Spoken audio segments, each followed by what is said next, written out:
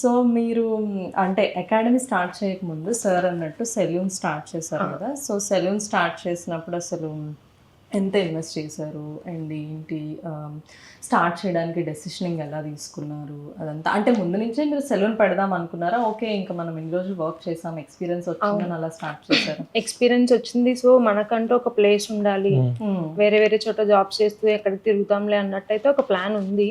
Okay. First గచ్చిబౌలిలో start చేసాం అనమాట. Opposite DLF ఉండేది, స్టన్నింగ్ హెడ్స్ నేమ్ పైన. ఇప్పటికీ గూగుల్ పేజ్ కూడా ఉంది, మీరు కూడా చూడొచ్చు. లాక్డౌన్ వరకు కంటిన్యూ చేసాము. జస్ట్ 1 year బిఫోర్, లాక్డౌన్కి 1 year బిఫోరే పెట్టాము. ఓకే. మీరే పెట్టారా? పార్ట్నర్స్ ఎవరైనా ఉన్నారు? మేమిద్దరమే పార్ట్నర్స్ కింద అనుకుని పెట్టాము. కాకపోతే ఒక 4 members అని అనుకున్నాము. వాళ్ళు కొంచెం హ్యాండ్ ఇచ్చేసరికి మేమిద్దరమే కొంచెం బడ్డని తీసుకుని పెట్టాల్సి వచ్చింది.